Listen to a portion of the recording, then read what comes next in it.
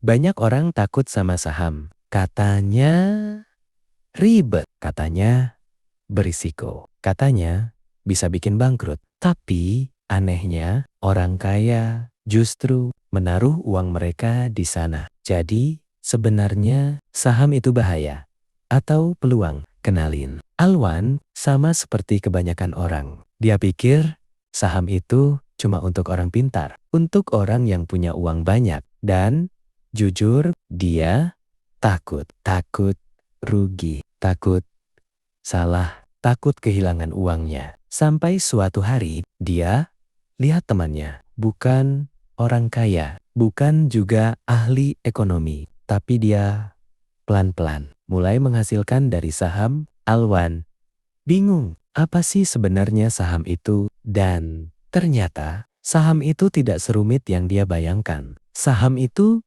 sederhana. Kamu membeli sebagian kecil dari sebuah perusahaan. Misalnya ada sebuah perusahaan itu butuh uang untuk berkembang. Akhirnya mereka membagi kepemilikannya. Jadi bagian-bagian kecil. Bagian kecil itu disebut saham. Jadi saat kamu beli saham, kamu bukan cuma main angka. Kamu jadi pemilik sebagian perusahaan itu. Bayangkan, kamu punya warung, lalu kamu butuh modal, kamu ajak temanmu untuk ikut punya sebagian warung itu. Nah, di dunia nyata, itu dilakukan dalam skala besar. Dan itulah saham. Alwan mulai paham. Ada dua cara utama menghasilkan dari saham. One, kenaikan harga capital gain. Kamu beli murah, jual lebih mahal. Two, pembagian keuntungan dividen. Perusahaan untung, kamu ikut dapat bagian. Sederhana, tapi disinilah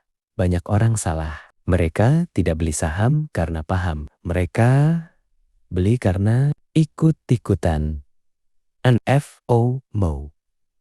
Atau berharap cepat kaya. Dan akhirnya rugi, lalu menyalahkan saham. Alwan juga hampir seperti itu. Hampir ikut-ikutan. Tapi dia berhenti dan mulai belajar. Dia mulai melihat saham bukan sebagai cara cepat kaya, tapi sebagai alat untuk membangun kekayaan. Dia mulai bertanya, perusahaan ini bagus atau tidak? Apakah bisnisnya jelas? Apakah punya masa depan? Bukan lagi besok naik atau turun. Karena saham itu bukan judi. Kalau kamu paham apa yang kamu beli, kamu sedang berinvestasi. Kalau kamu tidak paham, baru itu jadi spekulasi. Contoh sederhana, bayangkan kamu punya dua pilihan. Beli saham perusahaan yang jelas, berkembang, atau beli saham yang lagi hype tanpa tahu apa-apa. Mana yang lebih aman? Jawabannya jelas. Saham bukan alat untuk cepat kaya,